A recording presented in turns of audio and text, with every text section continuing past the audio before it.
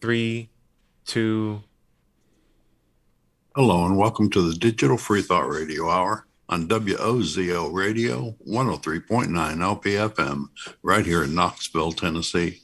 We're recording this on Sunday morning, July 24th, 2022. I'm Larry Rhodes, or Doubter5, and as usual, we have our co-host Wombat on the line with us. Hello, Wombat. Every day, every week, every hour, here I am. I'm the Wombat. Nice to meet you guys. Every hour, wow. And our guests today are Dread Pirate Higgs. Welcome. Ahoy. And from Texas, Sky, welcome. Good morning. The Digital Freethought Radio Hour is a talk radio show about atheism, free thought, rational thought, humanism, and the sciences. And conversely, we'll also talk about religion, religious faiths, gods, holy books, and superstition. And if you get the feeling that you're the only non-believer in your town, well, you're just not. In Knoxville, in the middle of the Bible Belt, we have a group of over 1,000 of us. We'll tell you more about that after the mid-show break. Ty, what's our topic for today? We're talking about two things. We're talking about devils in the details and also a little thing called Jesus measurement units, which we're going to get into as well. But, that's what I like to consider the main course. How about we start with a little bit of carbs to start our morning, and we'll throw it up to our own Dread Pirate Higgs for a weekly vacation. Arr! O monster, grant me the serenity to know the things I cannot change, the strength to know the things I can, and the noodle to tell the difference.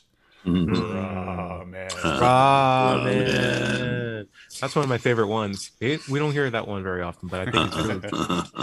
Give me the ability. So, I grew up on a show called Conan the Barbarian, or it was really a movie, and it was a comic book before it was a movie. Yeah. And the cool thing about the comic is the guy was so metal in the sense that there's a story where he went to go try to fight this big monster boss, but before that he went to like this creature that would grant him any wish, right? Mm-hmm. And when he was able to get the wish, the only thing he asked for before he was about to go through his epic battle was, I just want a fighting chance. Don't make me any stronger. Don't give me a super weapon. Just give me a fighting chance and I'll take care of it from there. And I'm like, that is so respectful. In the same way, we got to use your noodle. You got to have a fighting chance against the waves of ignorance that are coming at you. Yeah. So don't forget, you got a cool thing up here, and you have all the capability to improve it. Before we go on our topics today, let's do a round table. How's everybody doing today? Dread, looking sharp, looking clean. How you been? Pretty good. I performed 2 weddings yesterday. Ooh, congratulations. Yeah, wow. Yeah. Wow, 2. What's that? In one day. I said 2 in one day. Wow. Yeah. So is he counting the groom and the bride? Because every wedding that you do.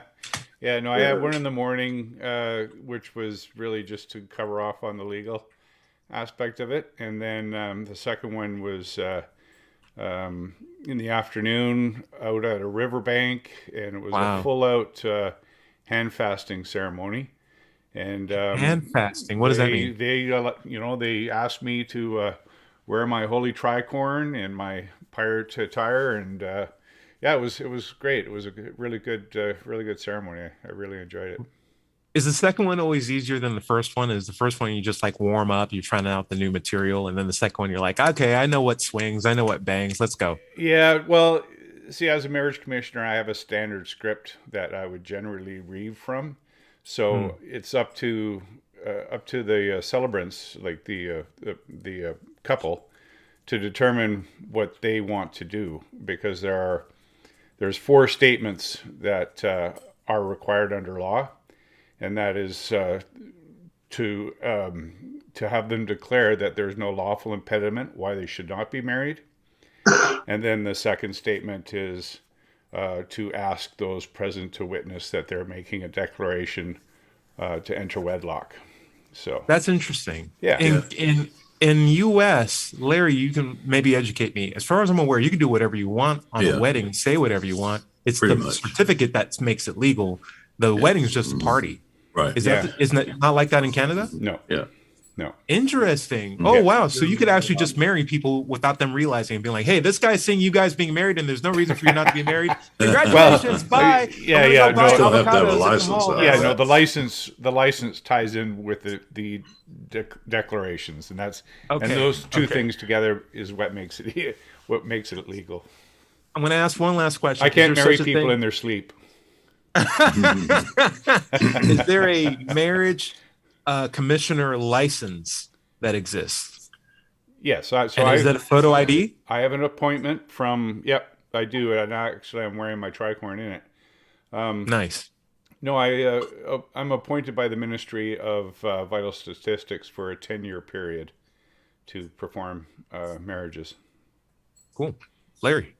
I was just going to say that the first marriage that I checked their IDs and married them right there at a table in Barley's Tap Room Pizzeria in the old You city. married people. Nice. Yeah, I'm a celebrant for the Rationalists of East Tennessee, and I've also been ordained by the Church of Spiritual something. I can't remember the last Universal name. Life Church.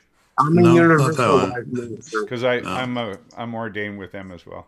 Yeah, Yeah, I'm Although ordained with although they're not universal life. recognized in Canada officially. I'm still a little baffled. I thought so. The only thing in the U.S. that matters is the certificate, right? That legal certificate, right? well, you've got to have the ID to verify who they are, and you've got to get their consent, and usually that's done during the proceedings. But Okay, other than okay. that, as long as you got a license and they're both signed off on it, that's pretty much it. You got to You're file off it the though. races. If you never file it after the wedding, if you don't file it, then it's kind of questionable whether you have a valid marriage or not. So most people file. Good. I feel like only these rules exist because there was just one crazy commissioner out there who was like, and you're married, and now you're married, and he's just Yeah. driving in a bus. It's like Or some ship captain. Ship captain. Yeah, there Yeah. you go. Yeah. Okay. Larry, catching up with you. How you been? Looking good in those suspenders. Oh, thanks. Yeah, it's a fashion statement. No, Nice. they're very Can utilitarian. you give us a snap before you go into your Oh, spiel you about gotta do video the game red green motorcycles? thing. My son-in-law, Yeah. No, We need to get you one red strap, one green strap. Yeah. I don't know about that. What did Captain Kangaroo wear? Oh, geez, No, that's a throwback. Yeah. That's the Red Green Show. It's a Canadian show. Yeah. I grew up on Red Green Dread. I won't leave you out there. I respect that. They show. don't find The you women can't handsome, find you they might as handsome. well find you They handy. can't find you handy. Let's go. Anyway, Larry, how you been? Oh, fine. I'm not riding my motorcycle. It's just too hot. Yeah. Other than that, just playing on my Quest 2 and working. Nice. But I'm really enjoying my Quest 2 you virtual keep your reality. stick on the ice. What else can I tell you? Yeah. Nice. Cool. It's Joe Sky, looking good, looking like a fashion statement's ready to happen. How you been?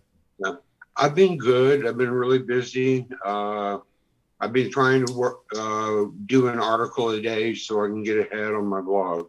Nice. Cool. Very cool. I had a crazy flat tire that happened to me 2 days ago, and I'm so happy it happened to me because I was wanting to change my tires anyway, and I was looking for every excuse not to go and change my tires. So when I finally got the flat tire, I was like, oh, well, if I went and immediately got my tires changed and then this happened, I would have been very upset. But the fact that it happened when my car was already in a dilapidated state of four wheels, I was just like, fantastic. Now I can clean the whole. It's officially time. Yes, it was a sign of God to be like, hey, change tires, and me being like, no, not yet. I will be the commander of my own fate. And I finally found a time that worked out well. Oh, really good tire swap and switch. The whole premise was, we have these things in our phones, or actually our phones are tied to the database of all human knowledge and stuff like that. So if there's anything you don't know, just Google it. There on the spot, you'll find YouTube videos on how to do everything. But Thankfully, I already know how to change my tires. But the first time I did it, I didn't know how to do it, and I had my phone on me.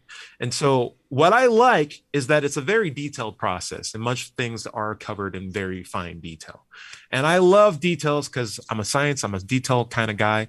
And the strangest thing that I'm realizing is this phrase that I've heard often is that the devil is in the details. And I ask myself, why is that the case?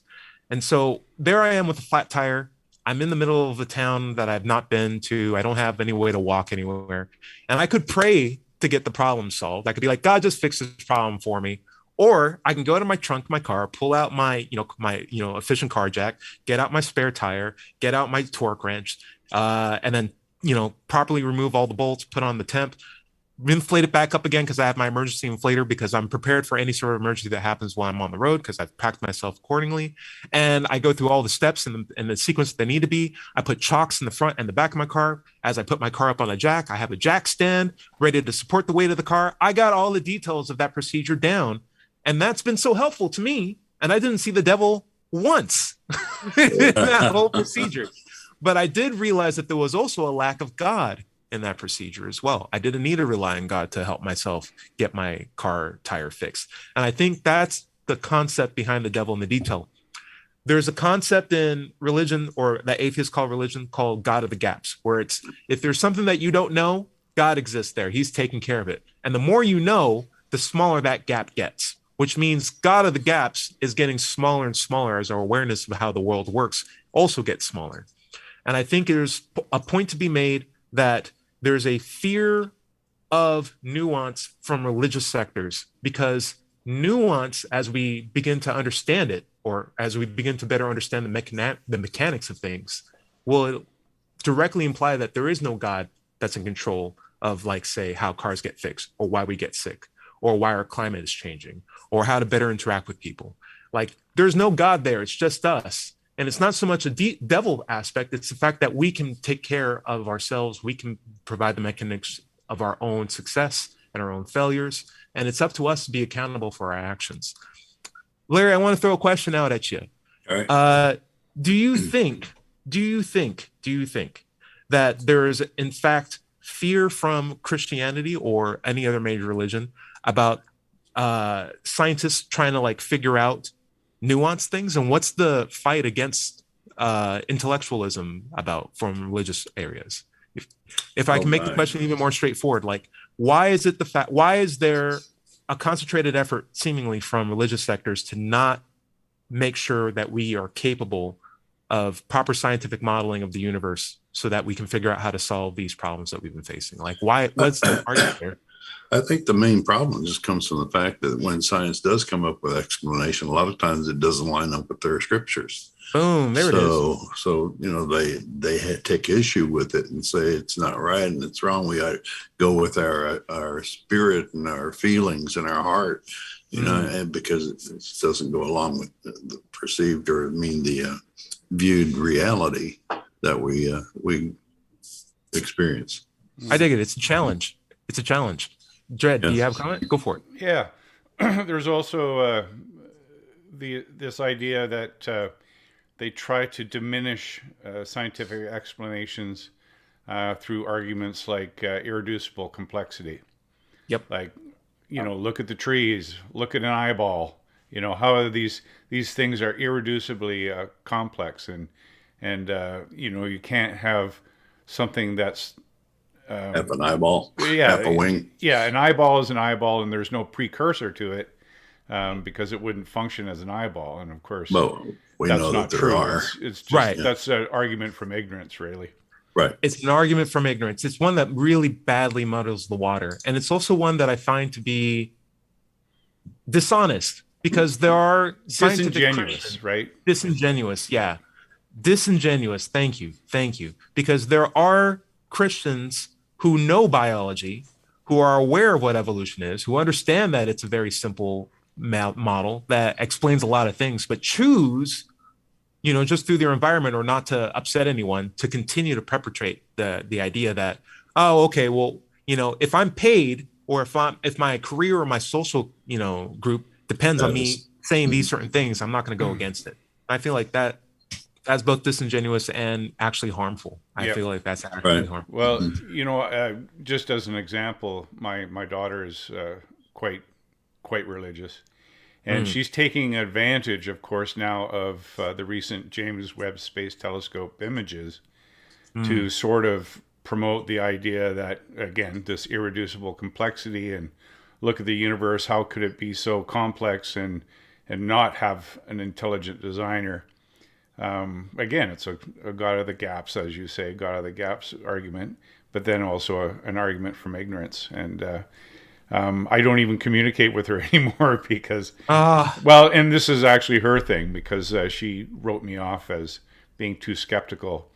So anyway, she's content to believe in these ideas at the expense of her familial relationships that challenge those things.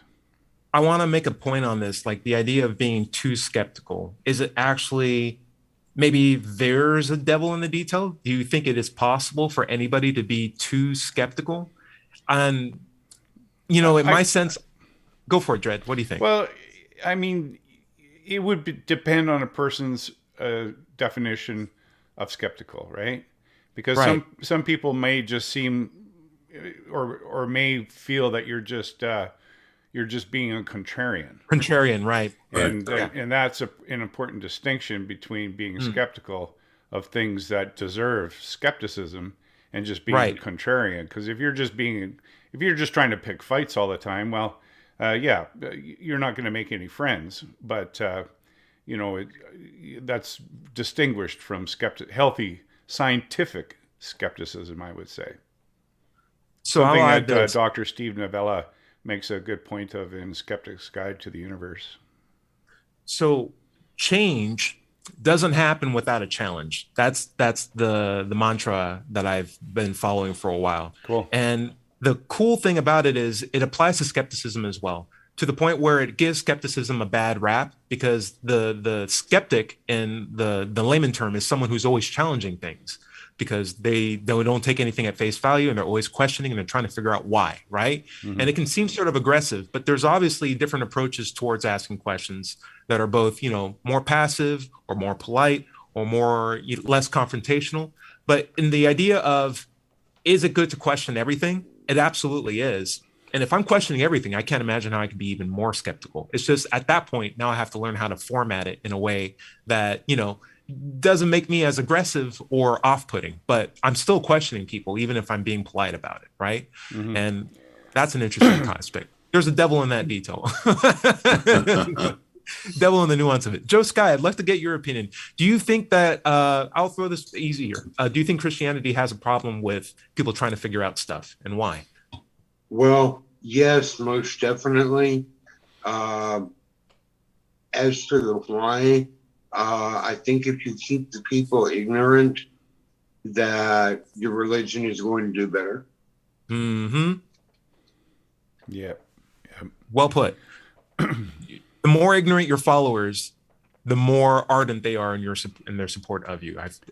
We can almost pull that to any sort of relationship. I also find and that takes it back to last week's topic where we talking about ignorance being bliss, right? Right. Right. The blissful are followers essentially of those who would keep them ignorant. And speaking of previous topics, we had this thing where knowledge is power, and we were talking about how in Catholic circles there's this idea of a confessional, where like a person will give all their deepest secrets to somebody who's still a part of their social network, who's still talking to all these other people. And it's like when you disclose that much personal information to somebody, it's very hard to leave that congregation, right? You're not going to just like move to the next place, because that guy now has collateral on you, and that's a person at the end of the day. So, it's a really bad situation. And your whole family. Not a family. Larry, I think we've been hitting this on exactly this nail on the head, in that then when we find out things, it often does not fall in line with the dogmatic principles or teachings of any major religion when we figure out new stuff. And so as a result, it's seen as a challenge against that dogma. And so a lot of that dogma tries to fight ahead of time against the efforts or even the interest to try to figure out the matters of the world, because that would only cause them to lose power if the results are that it wasn't their God or their principles or their narrative that was responsible for events in the world. And I found like if that's the case, then we should, as skeptics, only continue to promote people to try to figure that out and build our awareness on those key points. Speaking of awareness, Dread Pirate, I thought you had some interesting concepts going on. Well, and it's funny because, of course, I had brought this up, just ruminating, brought it up about this idea of Jesus units and the idea of a Jesus unit being what was available in terms of scientific knowledge or awareness of the world in 30 AD. And it was funny because I'm reading a book called From Bacteria to Bach and Back by Daniel Dennett. And I just a few days ago, I got to page 113. And there he says, this science fiction writer called Robert Anton Wilson. I never read anything of his, but he proposed the Jesus unit. And it was defined. Get this. Wait a second. So you're saying great minds think alike? Or dummies barely differ. I don't know. No. But anyway, he says defined as the amount of scientific information known during the lifetime of Jesus. And it was just, I mean, I was just flabbergasted when I read it. And so anyway, Wait a second. So I thought, yeah, what a crazy thing to have happened twice. Dread, if you Dread, you need to read the Illuminatus trilogy, Dread.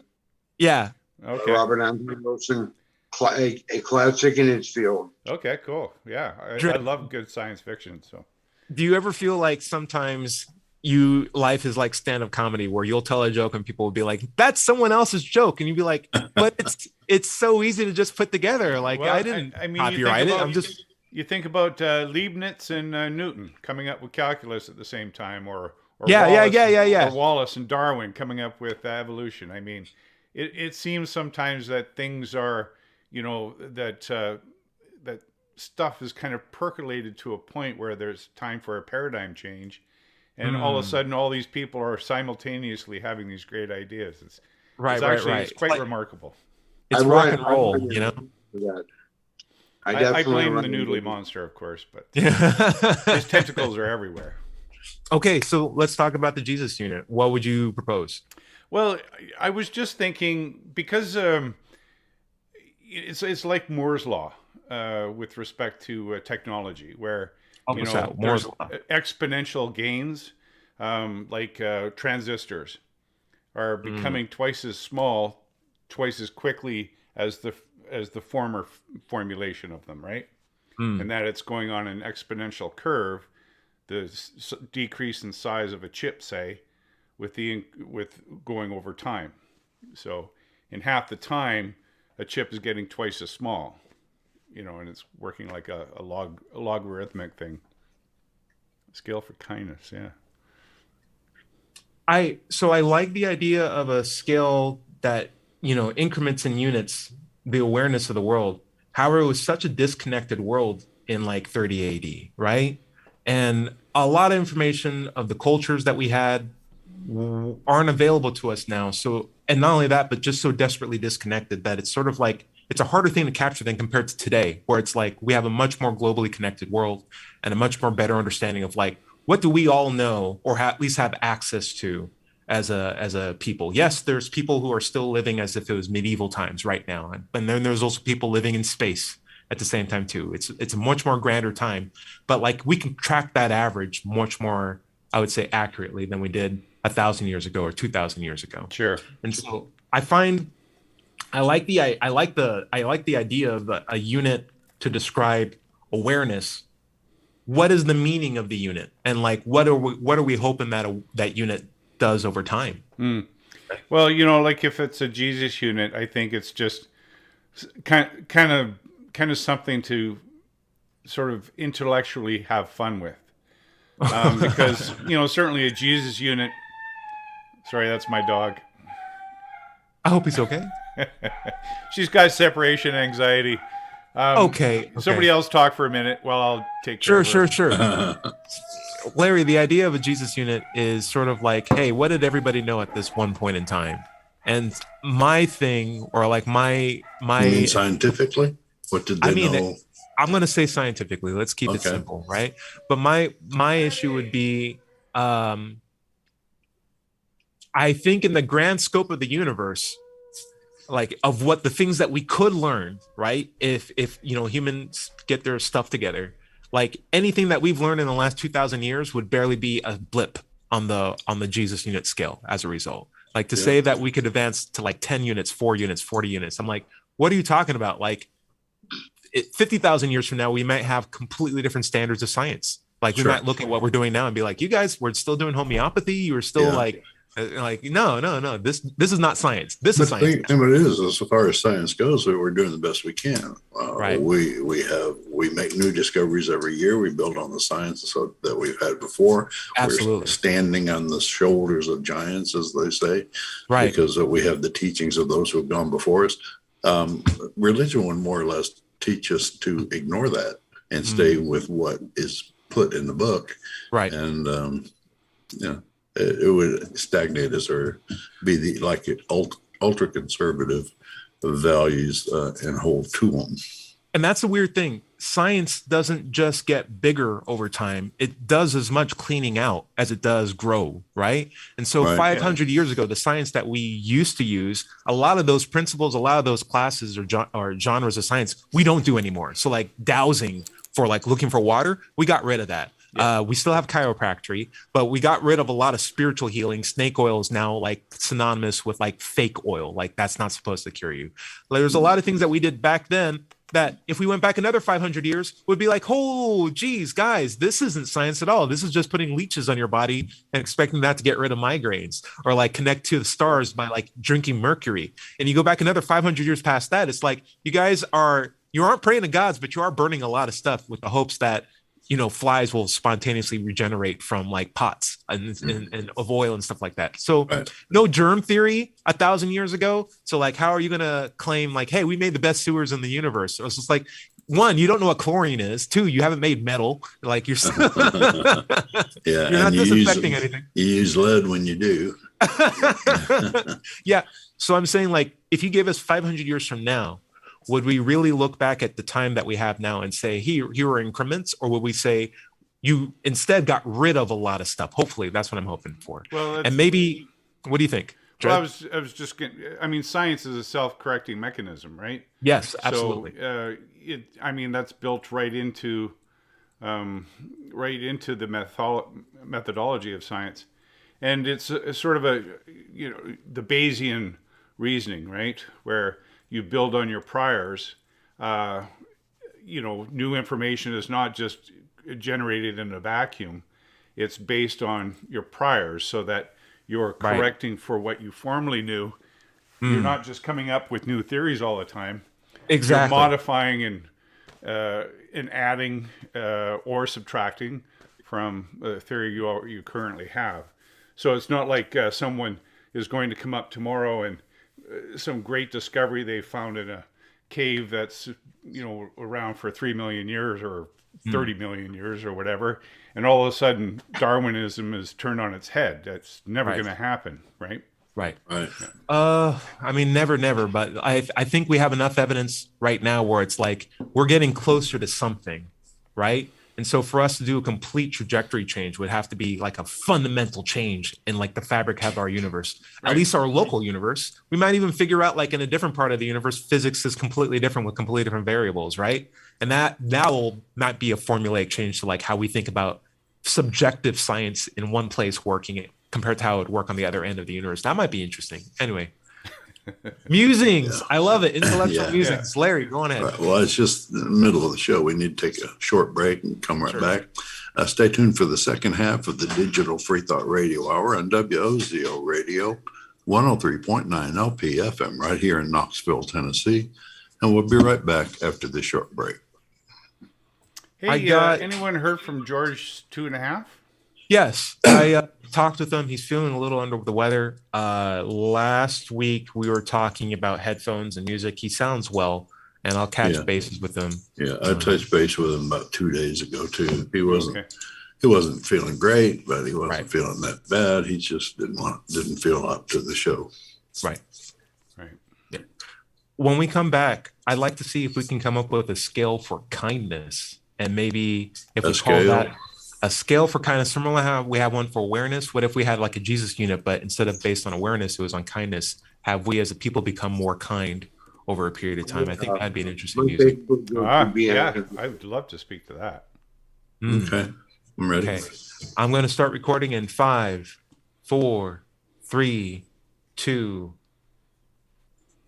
Welcome back to the second half of the Digital Freethought Radio Hour. I'm Doubter 5, and we're on WOZO Radio, 103.9 LPFM, right here in Knoxville, Tennessee. Let's talk for just a moment about the Atheist Society of Knoxville. ASK was founded in 2002. We're in our 20th year and have over 1,000 members. We have weekly in-person meetings in Knoxville's Old City and Barley's Tap Room and Pizzeria. Look for us inside at the high top tables, or if it's pretty weather, outside on the deck. We also have a Tuesday evening Zoom Ask meetup. If you'd like to join us, email us for the link at askanatheist@knoxvilleatheist.org or let's chat se@gmail.com.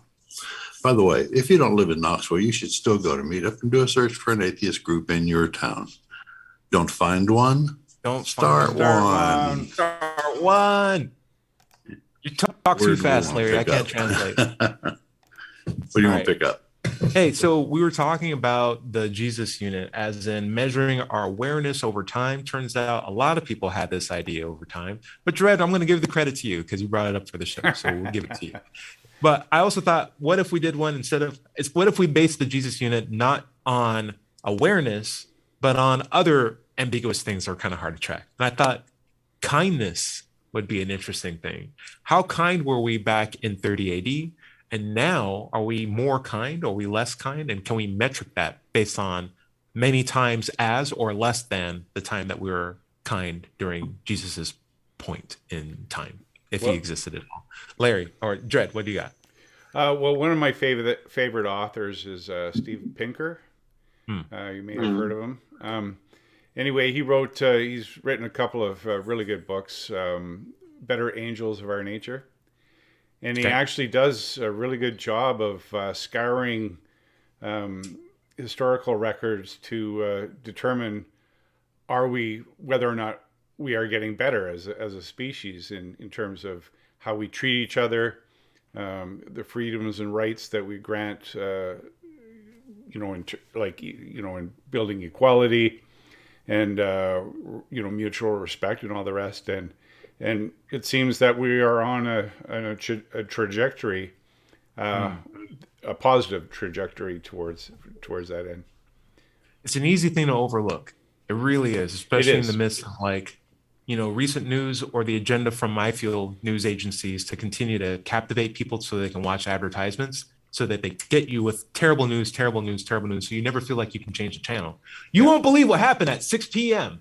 We'll tell you then. And there's like an explosion gif. And you're just like, oh, no. Oh, I have to keep watching. Yeah. So I do feel like we are on a trajectory of being better and kinder and nicer to people. If anything, being more interconnected, which I feel like is the driving force of the empathy that we are. I have a Facebook group called Humans for a Kinder World. And when I was doing some research to start this group, did a little math, and I found out that there's 250,000 people on Facebook belong to various kindness groups. Good. So there definitely is progress in that direction. Larry, what do you think? Well, it reminds me what Judd was saying about it's a long arc. Martin Luther King said the arc of the moral universe is long, but it bends toward justice. And I believe he pretty much got it right. I mean, the old days were the savage days. Getting medieval on you was pretty close to the truth. Nowadays, all of that is seen in a bad light, if not downright illegal. And we tend to treat each other better these days on average, although there are exceptions everywhere. I am reminded when I went to the gym yesterday and I was working on an elliptical trainer and I was looking out the window. There's a swimming pool at our gym. And the most bizarre thing that I know no one else was paying attention to was happening that was kind of blowing my mind. And it was like a small black boy and a really tall white girl, both kids, just playing with each other in the same pool with each other. And I know that's like an easy thing to overlook. It's 2022, but like from my perspective, that was like a situation where I'm reminded of pictures from civil rights where it was illegal, one, for Black people to even swim in pools like that. It was probably illegal in the pool that we had here. It's a pretty old pool. And like give you a frame of reference, 1960 was the time when the first Black guy got his PhD at Georgia Tech. Before that, 10 years before that, it was illegal for Black people to go to Georgia Tech. So my mom couldn't have gone to the school to get her college education at the place where I eventually got my PhD. And I just see this rapid generational change where it is commonplace for different colored kids to play with each other in the South, where there's no problems whatsoever with that being the condition. And I feel like that's just setting us up for like the next advancement, next generation. Yeah, we still have obstacles to overcome, like these alt-right groups that are coming up now, specifically Nazism built into it. I'll make Dread. I feel bad. Go on ahead, talk. Yeah, go ahead. I was going to say that one notable exception, I think, is again the rights of women. The gay pride, same-sex marriage, equality, greater equality for through Black Lives Matter, attention drawn to these grave injustices over time. And yet the rolling back once again of women's rights, it's egregious in the worst way. I was reluctant to call myself a feminist because I didn't want to be that my entire focus. You know what I mean? But the more this is an occasion where I now call myself a feminist. Because I think it is such a wrong to the rights of women and to the equality of all people in the human species to allow this sort of right-wing blasting of rights that were established or had gained some ground 50 years ago and are now being rolled back. It's painful to watch. It's like the equivalent of having a marathon start, and just before you begin, you give one guy or one of the runners a 10-minute head start, and you shoot the other player in the foot. Right? And you'd be like, the one who got shot in the foot needs help. It's like, well, we should help everybody. It's like, hold on. This is not a fair race. We have to help this person who's bleeding on the court. Yeah. It's like, oh, well, you're hauling one person above the other. It's like, yeah, I am, because that person needs the help right now. And that's how we can make a better race for everybody. Make sure that person who got shot doesn't get shot in the future, or any other players get shot.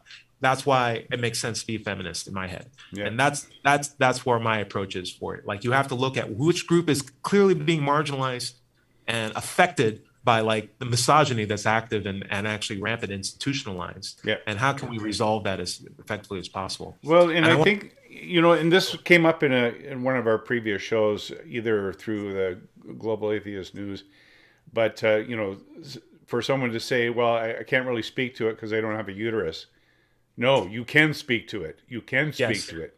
Yes. Stand up for people of suffering injustice, and take a stand. That's the point.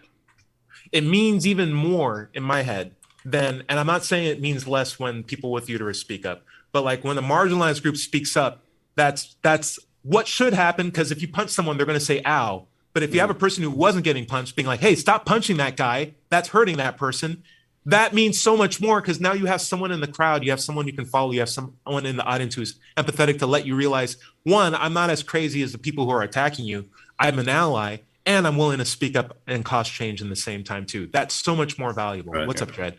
I was going to say also, it's not speaking in the absence of that group.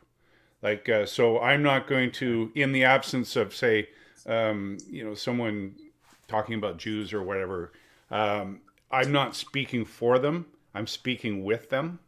Correct. So I wouldn't pretend to speak for a woman, but I would speak with a woman in support of a woman, in the presence of women, right? So that I'm not their champion. I'm not a knight in shining armor. Exactly. I'm there to support them. Yeah. Right. Larry, what do you got? What you were saying about speaking up when you see oppression or aggression, silence supports the aggressor. Yes. If you say nothing, then he assumes he's in the right, and there's the person he's trouncing on is in the wrong, and he has every authority to do it. Unless you question that authority, he will continue, and the people around him will take it as authority. Yeah. Right. Not only that, but like being afraid to speak up or choosing not to Right. is prioritizing the feelings of those who would victimize, the assailants of misogyny or Right. racism or bigotry. Mm-hmm. You're putting their Sometimes. feelings above those who are actual victims of the thing that you And also are against. What are you And doing? it takes courage. It Courage does. is not lack of fear. It's doing something in the face of fear. Yeah. You sometimes you need to have courage and exercise that courage. That's why we give some of our highest awards for an act of courage. I'll make a point that the change that we cause is not permanent and needs to be protected.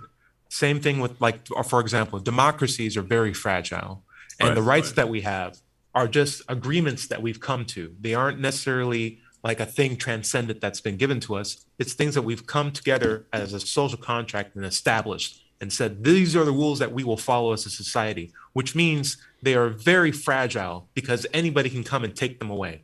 Right. And if you have rights that be taken away, they aren't truly transcendent rights because there aren't a transcendent force given to us, which means it's up to us to protect them.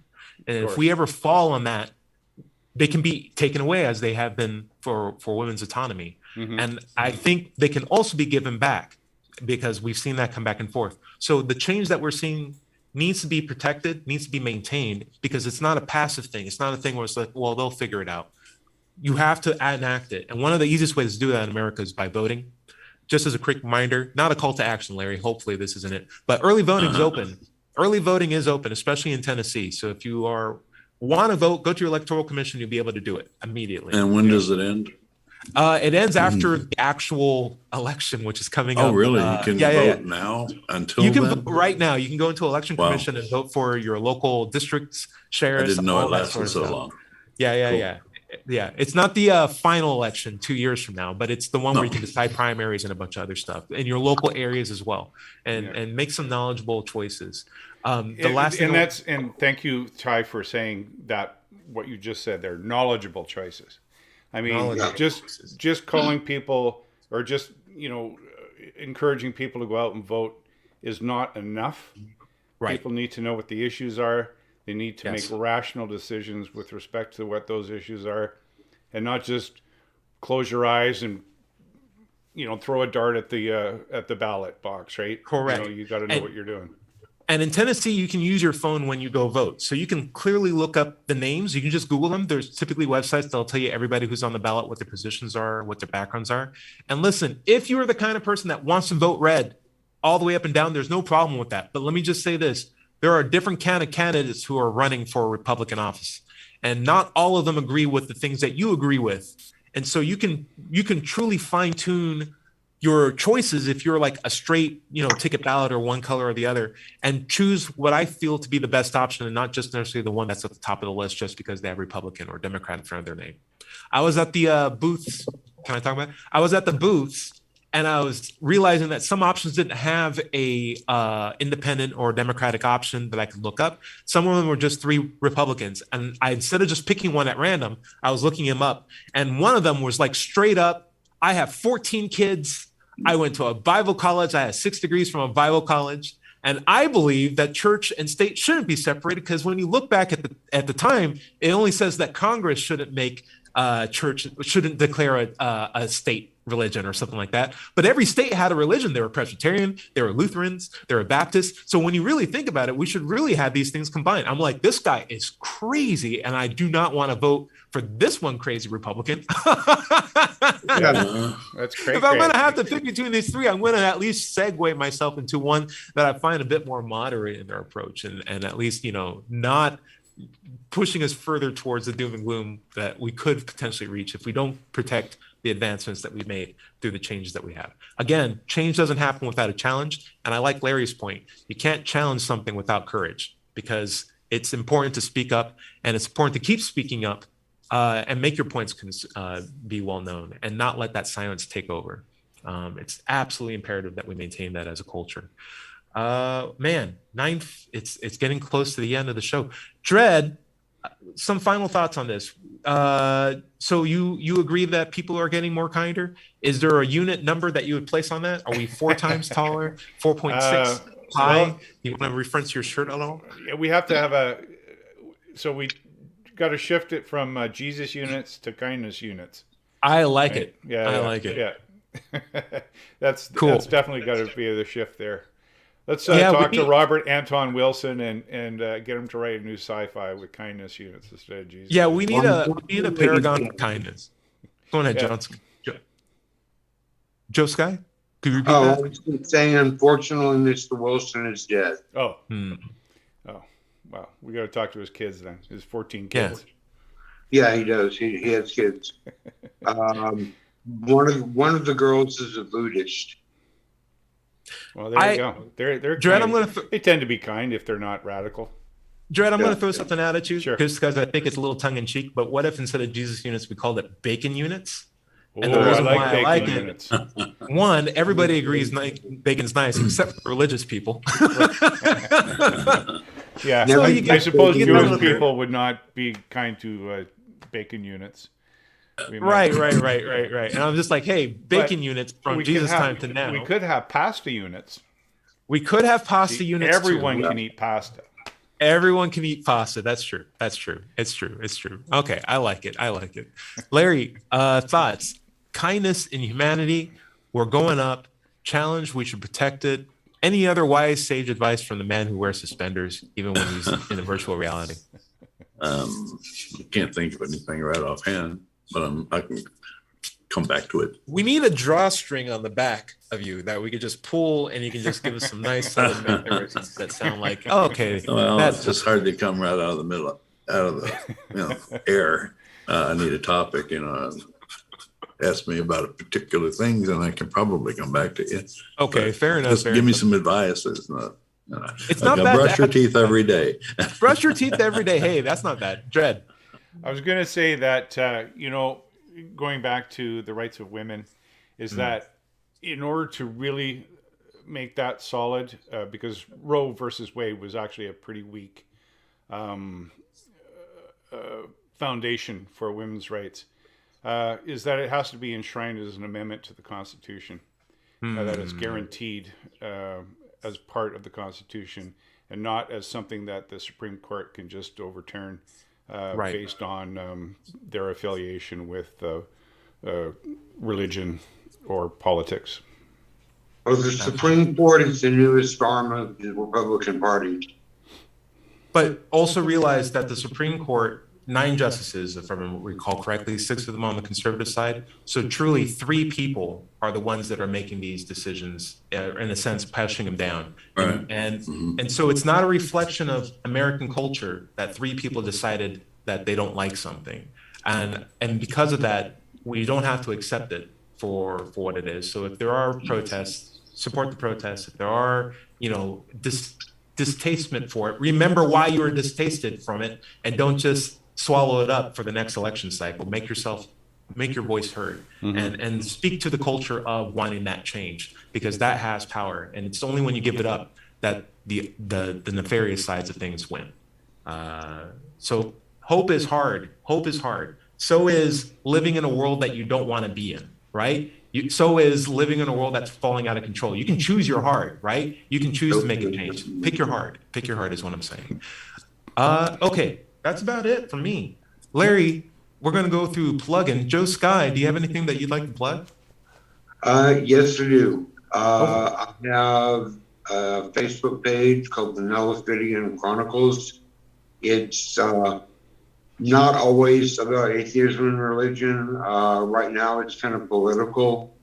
I also have the Facebook group Humans for a Kinder World. And we're very active in the kindness movement. Nice. Cool. Dread? Yeah. Anything to look for? Well, you can find me on my YouTube channel, Mind Pirate, MINDPYRATE. I live stream this at 7 a.m. Pacific Daylight Time on Sunday mornings, and also on Sunday mornings at 11 a.m.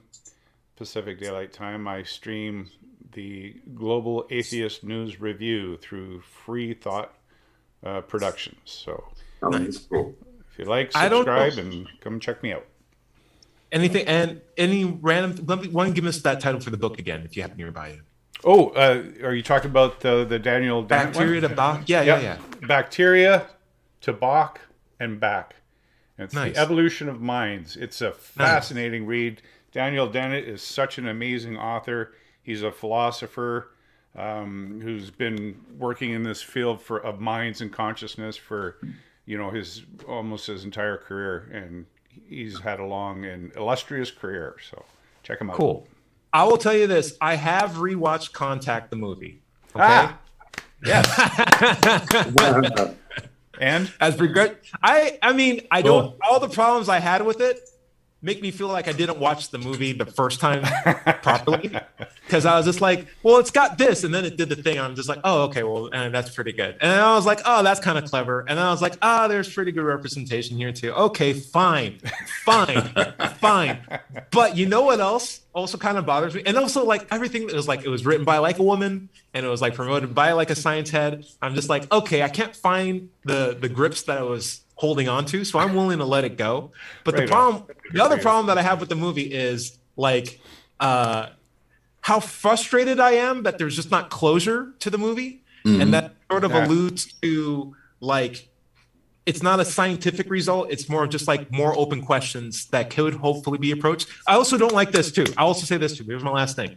The alien who's like, thanks for coming here. And I know a bunch of people died as you try to get here, but you're not ready for us coming here. It's like, you could have sent us a text message then, because we really spent trillions and trillions of dollars trying to get here twice. That's funny. So just text us next time if we're not ready and let us know, because we had people dying trying to get up here, man. You're wasting our time. It's messes me up. I hate it if an alien told me that. I'd be like, oh, well, watch out. We're coming for you now. Yeah, that's how you make enemies. That's how you make enemies. Anyway. I'm Let's Chat on YouTube. Larry.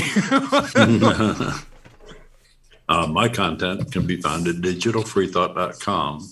Be sure to click on the blog button for our radio show archives, atheist songs, and many articles on the subject of atheism.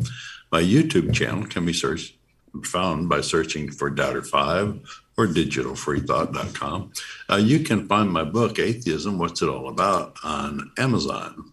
And you can find the Atheist Society of Knoxville at knoxvilleatheist.org or just by Googling Knoxville Atheist. If you have questions for the show, you can send them to askanatheist@knoxvilleatheist.org or let'schatsE@gmail.com. You can find this show on Apple iTunes, Pocket Casts, Amazon, Pocket Casts everywhere. Just search for Digital Freethought Radio Hour. If you're watching this on YouTube, be sure to like and subscribe.